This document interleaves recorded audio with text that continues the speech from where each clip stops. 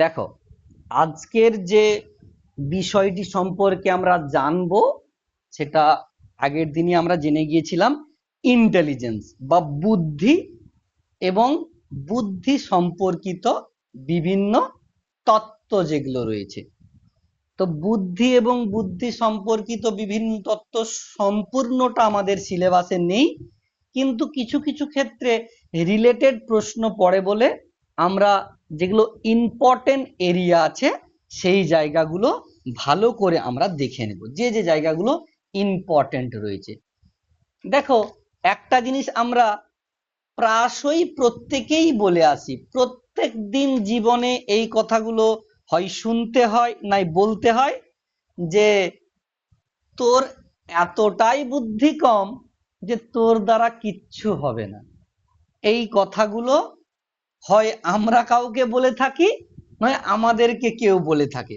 অর্থাৎ আমাদের যে প্রাত্যহিক জীবন, এই প্রাত্যহিক জীবনে বুদ্ধির যে ধারণা বা বুদ্ধি সম্পর্কে বিভিন্ন রকমের কিন্তু আলোচনা হয়ে আসে, কিন্তু একটা বিষয় সম্পর্কে আমরা মাঝে মাঝেই গুলিয়ে ফেলি, বুদ্ধি এবং জ্ঞান এ দুটো সম্পর্কে একটা বিরাট রকম বিস্তর ফারাক হয়ে যায়।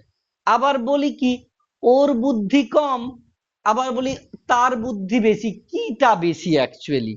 এই বুদ্ধি বলতে কোন বিষয়টাকে বুঝিয়ে থাকছি আমরা? অনেক সময় আমাদেরকে শিক্ষক মহাশয়রাও প্রচুর কথা বলেন যে ওর ওই বাচ্চাটার একটু বুদ্ধি তোর থেকে বেশি। এই বুদ্ধিটা এক কথায় কি, বা বুদ্ধিটা আমরা কাকে বলবো, সেই বিষয় সম্পর্কে আমরা আজকে জানার চেষ্টা করব। দেখো, এক কথায় যদি বলতেই হয়, বুদ্ধি হলো সমস্যা সমাধানের একটা ক্ষমতা। বুদ্ধি হলো সমস্যা সমাধানের ক্ষমতা। শুধুই সমস্যা সমাধানের কথা নয়, মানিয়ে নেওয়ার ক্ষমতা, অথবা কোনো কিছুকে বোঝার ক্ষমতা, অথবা শিখনের ক্ষমতা, সবগুলোকেই আমরা বুদ্ধি বলে থাকি। এই বুদ্ধি সম্পর্কিত অনেকগুলো টার্ম আমাদেরকে পড়তে হয় বা জানতে হয়। একটা তো প্রথমেই বললাম, প্রবলেম সলভিং বা যে সমস্যা সমাধানের ক্ষমতা। এছাড়াও আমাদের ইমোশনাল নলেজ, এর আগের দিন বলেছিলাম ইমোশনাল নলেজ কি, যেটাকে আমরা ইকিউ বলেছিলাম। ঠিক আছে, অর্থাৎ আমার কতটা আবেগপূর্ণ যে দক্ষতা রয়েছে সেই বিষয়টা। এছাড়াও আন্ডারস্ট্যান্ডিং এর ক্ষমতা, ক্রিয়েটিভিটির ক্ষমতা, ঠিক আছে, লজিক্যাল যে অ্যাওয়ারনেসের ক্ষমতা, সেলফ অ্যাওয়ারনেসের ক্ষমতা, অ্যাবস্ট্রাক্ট থিঙ্কিং করার ক্ষমতা, এই সম্পূর্ণ বিষয়গুলোই কিন্তু মানে বুদ্ধির সঙ্গে সম্পর্কিত। মনোবিদরা প্রত্যেকটি বিষয়কেই বুদ্ধির সঙ্গে কিন্তু যুক্ত করেছেন। কখনোই কোনো মনোবিদ একটা বিষয়কে নিয়েই সবসময় এটাকেই বুদ্ধি বলা হয় এই বিষয়ে কিন্তু আলোকপাত করেনি, তারা বিভিন্ন রকমের সংজ্ঞা নিরূপণ করেছেন। আমরা আজকে সেই সংজ্ঞাতে যাব। প্রথমেই দেখো, ছোট্ট করে আমি লিখেছি যে বুদ্ধি এক কথায় কি বলবো আমরা, জ্ঞান এবং দক্ষতা অর্জনের ক্ষমতা, প্রয়োগের ক্ষমতা, যৌক্তিক চিন্তা ভাবনার ক্ষমতা, বোঝাপড়া এবং কোনো কিছু শেখার ক্ষমতা, এগুলোকেই কিন্তু আমরা বুদ্ধির মধ্যে ফেলছি বা ইন্টেলিজেন্সের মধ্যে ফেলছি। তো এই কোনো কিছুকে শেখা, কোনো কিছুকে বোঝা বা যৌক্তিক চিন্তা ভাবনা, এগুলো ইন জেনারেলি বুদ্ধির মধ্যে ফেলতে পারি, কিন্তু বুদ্ধিকে অনেকগুলো দৃষ্টিকোণ থেকে আলাদা করা হয়েছে।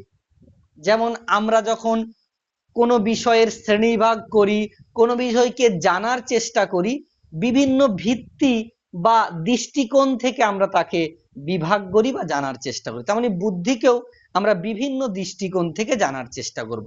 দেখো, প্রথমে স্টার্নের একটা ডেফিনেশন আছে, যেটা জৈবিক ভাবে বুদ্ধিকে সংজ্ঞায়িত করা হয়েছে। জীবনের যে কোনো নতুন পরিস্থিতি হোক, যে কোনো সমস্যা হোক, সেখানে যে আমি নিজেকে অ্যাডাপ্ট করব, নিজেকে মানিয়ে নেব, তার যে মানসিক ক্ষমতা সেটাকেই কিন্তু স্টার্ন বুদ্ধি বলেছেন। অর্থাৎ একটা নতুন পরিস্থিতিতে, জীবনের একটা নতুন মোড়ে নিজেকে যে মানিয়ে নেওয়া, নিজে যে অভিযোজন করার যে ক্ষমতা, এটাকেই আমরা বুদ্ধি বলেছে স্টার্ন।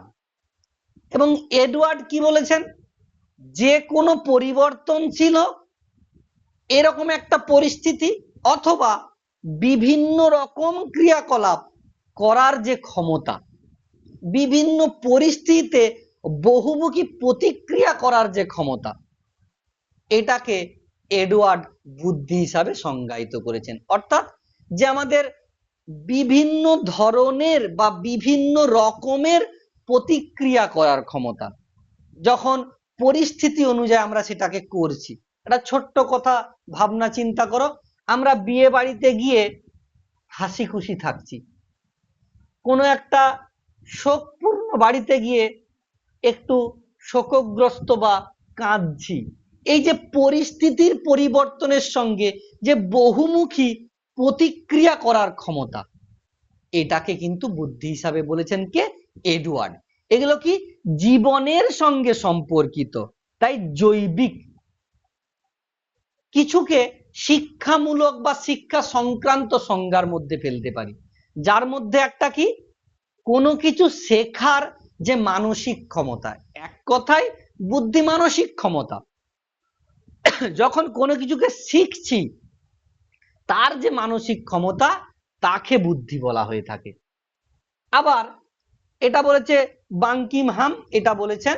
কেউ কেউ বলেছেন, যেমন ডিয়ারবন বলে একজন শিক্ষা মনোবিদ রয়েছেন, তিনি বলেছেন শিখনের ক্ষমতা বা অভিজ্ঞতা ভিত্তিক যে আচরণ আমাদের, এটা অর্জন করার যে ক্ষমতা, সেটাকে কিন্তু বুদ্ধি হিসাবে চিহ্নিত করেছেন। এক কথায় শিক্ষামূলকভাবে আমাদের কোনো কিছু শেখার যে মানসিক ক্ষমতা, সেটাকে আমরা বুদ্ধি বলবো।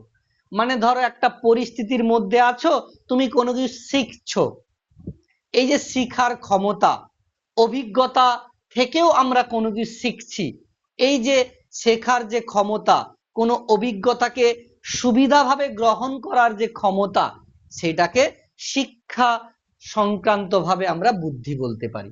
আর কি বলতে পারি,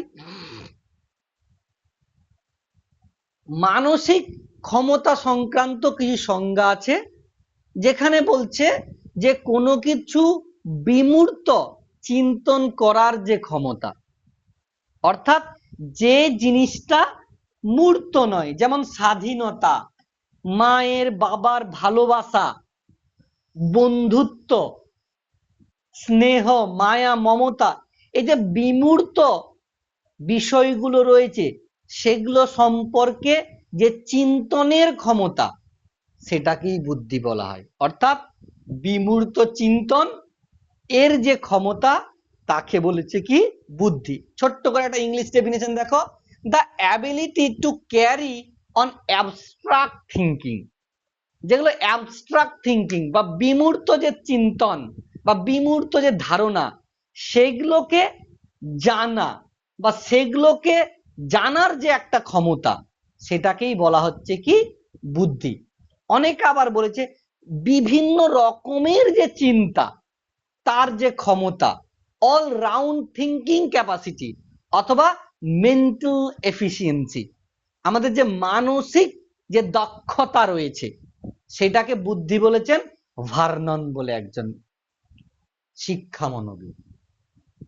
সামাজিক থেকে বুদ্ধি স্টার্নবার্গের সংজ্ঞাটা সবচাইতে গ্রহণযোগ্য। কি বলছেন, অভিজ্ঞতার দ্বারা কোনো শিখন, যুক্তিকরণ, কোনো বিষয় সম্পর্কে তথ্য সংগ্রহ এবং তাকে প্রাত্যহিক জীবনের যে চাহিদা রয়েছে, আমাদের প্রতিদিনকার যে চাহিদা রয়েছে, তার ভিত্তিতে তাকে যখন আমরা সঙ্গতি বিধানের চেষ্টা করছি, মানে আমাদের যে অভিজ্ঞতা আর আমাদের প্রাত্যহিক জীবনের যে চাহিদা, এ দুটোকে মার্জ করার যে, এ দুটোকে একসঙ্গে মিক্স করার যে বৌদ্ধিক ক্ষমতা। ভালো করে বোঝার চেষ্টা করো, আমরা অভিজ্ঞতার দ্বারা যা কিছু অর্জন করছি, এবং প্রাত্যহিক জীবনে আমাদের যা কিছু চাহিদা রয়েছে এই দুটোকে মার্জ করা, এই দুটোর মধ্যে সঙ্গতি বিধান করার যে বৌদ্ধিক ক্ষমতা তাকেই বলা হয় কিন্তু বুদ্ধি।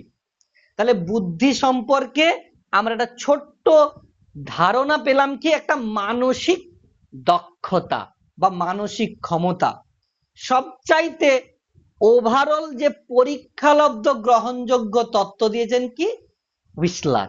সে যে তত্ত্বটা দিচ্ছে যে পৃথিবী সম্পর্কে যাবতীয় যে তথ্য তাকে অনুধাবন করা, সেই সমস্যাকে জানা এবং সমস্যার মোকাবিলা করার যে ক্ষমতা, আমাদের পৃথিবীর যাবতীয় যে সমস্যা রয়েছে তাকে জানা এবং সেই সমস্যার মোকাবিলা করার যে ক্ষমতা আমাদের, সেটাকেই বুদ্ধি বলেছেন কে হুইসলার। এবং এই যে সংজ্ঞাটা পরীক্ষালব্ধ, পরীক্ষা নির্ভর। কেন?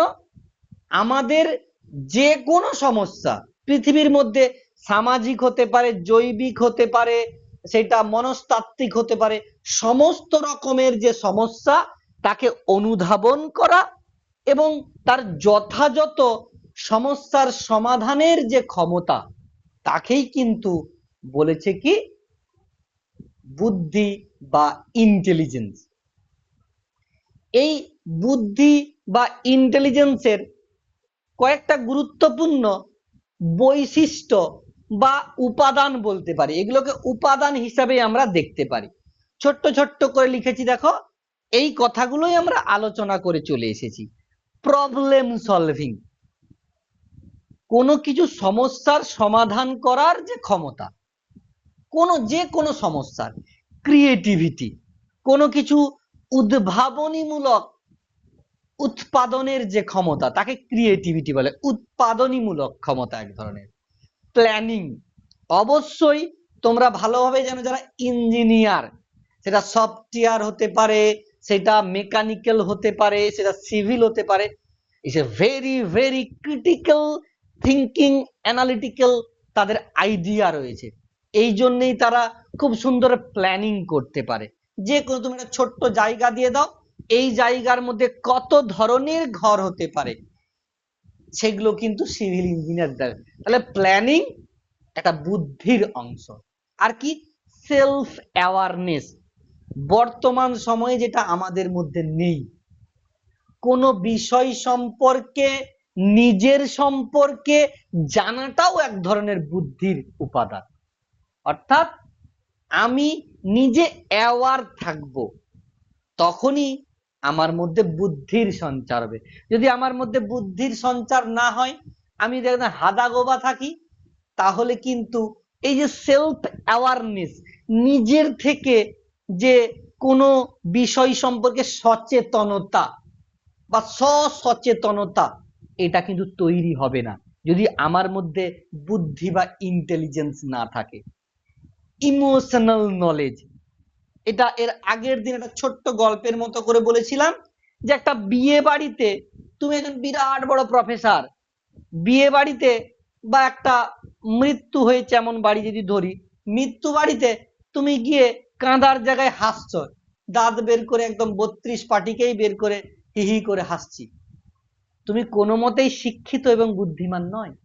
কারণ তোমার আবেগপূর্ণ যে নলেজ বা জ্ঞান সেটা কিন্তু তোমার নেই। আর কি লজিক্যাল এবিলিটি, কোনো বিষয় সম্পর্কে আমরা দুই ধরনের লজিকের কথা বলেছিলাম, একটা হচ্ছে ইন্ডাকটিভ রিজনিং, একটা বলেছিলাম ডিডাকটিভ রিজনিং। অবশ্যই এগুলো বলেছিলাম আর রিপিট করছি না। এই সম্পর্কিত যে আমাদের ক্ষমতা, মানসিক ক্ষমতা, তাকে আমরা বুদ্ধি বলছি। আর কি রয়েছে অ্যাবস্ট্রাক্ট থট, কোনো বিমূর্ত বিষয় সম্পর্কে চিন্তা করাটাও এক ধরনের বুদ্ধি। মানে ধরো যে বিষয়টা সেটা টাচেবল নয়, আনটাচেবল, আমরা স্পর্শ করতে পারবো না বিষয়গুলোকে, সেই বিষয়গুলোকে আমরা অনুভব করতে পারবো কেবলমাত্র, সেগুলো সম্পর্কে ধারণা একটা বুদ্ধির ব্যাপার। তোমাকে নিজের সম্পর্কে যদি বলতে বলে 10 মিনিট না, তুমি লিখতে পারবে না। কারণ self awareness as an intelligent. আমি তোমার সম্পর্কে চিন্তা করে কোনো কিছু বিষয় বলি, বা মাতৃত্বের যে ভালোবাসা বা দেশাত্মবোধ, সংহতি, এই বিষয় সম্পর্কে তোমাকে যদি 2 থেকে 5 মিনিট বলতে দেওয়া হয়, কেঁদে দেব আমরা। আমরা বলতে পারবো না, কারণ এগুলো একটা অ্যাবস্ট্রাক্ট থিঙ্কিং। যাদের খুব বুদ্ধির প্রখরতা বেশি তারা কিন্তু এগুলো পারবে। আর কি আন্ডারস্ট্যান্ডিং, কোনো কিছুকে বোঝা, কোনো কিছুকে জানা, এই যে ক্ষমতা, এটাও কিন্তু বুদ্ধির মধ্যে পড়ছে। তাহলে problem solving, creativity, planning, self awareness, emotional knowledge, logical ability, abstract thought and understanding, এই সবগুলোই কিন্তু বুদ্ধির উপাদান সম্পর্কে পড়ছে। একটা ছোট্ট চার্ট দিয়েছি, এই চার্টের মধ্যে ওই কথাগুলোরই বিভিন্ন রকমের কি রয়েছে, ডায়াগ্রামের ভিত্তিতে প্রেজেন্টেশন করা রয়েছে। সেটা মিউজিক্যাল সাউন্ড হোক, ন্যাচারালিস্টিক হোক, ঠিক আছে, ইন্টারপার্সোনাল হোক, ইন্টারপার্সোনাল, সমস্ত ধরনের যে বিষয়গুলো, লিঙ্গুইস্টিক, ভিজুয়াল, লজিক্যাল, কাইনেস্থেটিক, সমস্ত ধরনের যে বুদ্ধির উপাদান, সেগুলোকে ডায়াগ্রামের মাধ্যমে দেখানো হয়েছে। এরপরে আমরা যাব বুদ্ধির কি কি বৈশিষ্ট্য রয়েছে। আগেরটা দেখলাম আমরা কি বুদ্ধির মধ্যে কি কি উপাদান রয়েছে, কোন কোন দিকগুলোকে আমরা বুদ্ধি বলতে পারি, ডাইমেনশন অফ ইন্টেলিজেন্স বলতে পারতাম আগেরটায়, কোনো প্রবলেম হতো না। এখন আমরা যেটা জানবো, বুদ্ধির কি বৈশিষ্ট্য রয়েছে, ক্যারেক্টারিস্টিক্স অফ ইন্টেলিজেন্স। প্রথমে কি বিকাশশীলতা, অবশ্যই বুদ্ধির সঙ্গে বিকাশ খুবই অঙ্গাঙ্গিক ভাবে জড়িত। কেন? তার কারণ বিকাশের সঙ্গে মানসিক ক্ষমতা জড়িত। আমরা বলেছি সার্বিক ডেভেলপমেন্ট বা কোনো একটা মানুষের প্রাক্ষবিক, মানসিক, সামাজিক, দৈহিক সমস্ত দিকগুলোই বৃদ্ধির মধ্যে পড়ে। তো অবশ্যই বিকাশশীলতা বুদ্ধির একটা অংশ বা বৈশিষ্ট্যের মধ্যে পড়ে। আর বুদ্ধি কি? জন্মগত। অনেক ধরনের বুদ্ধি রয়েছে জন্মগত, ইনবর্ন আছে অনেক বুদ্ধি, যেগুলো অর্জন করতে হয় না, আমাদের মধ্যে থাকে, ইনবিল্ট। আর কিছু বৌদ্ধিক ক্ষমতা আমাদেরকে অর্জন করতে হয়, সেটা পরিবেশ হতে পারে, সেটা পরিবেশ হতে পারে, তাদের সঙ্গে বিভিন্ন অভিজ্ঞতার আদান প্রদানের মাধ্যমে আমরা অনেক বৌদ্ধিক ক্ষমতা অর্জন করি। অবশ্যই জিন এবং পরিবেশ দুটোই এই ইন্টেলিজেন্সের সঙ্গে যুক্ত রয়েছে। আর কি জাতিগত বৈশিষ্ট্য, কখনোই কোনো একটা মানুষ যদি সে জাতিগতভাবে পিছিয়ে হয়, বা যদি আমরা যাকে জাতি বলি সেটা তো জাতি নয়, অ্যাকচুয়ালি জাতি দুটো, একটা পুরুষ জাতি, একটা স্ত্রী জাতি। এখন যদিও আরেকটা এসেছে, আমরা সেটাতে আসছি না। এই দুটো জাতি কেউ কখনোই বুদ্ধির দিক থেকে পিছিয়ে নয়, কিন্তু সেই যে কথা আগেই বলেছিলাম, ইন্ডিভিজুয়াল ডিফারেন্স। অনেক মহিলা রয়েছেন যারা প্রখর বুদ্ধিমান, আবার অনেক পুরুষ রয়েছে যারা হচ্ছে খুব একটা বুদ্ধিমান নয়। এবারে কি বুদ্ধির অনেক দিক রয়েছে, বুদ্ধির অনেক দিক রয়েছে। এক সেকেন্ড, কি হলো প্রেজেন্টেশনটা দেখা যাচ্ছে না কেন? Network slow.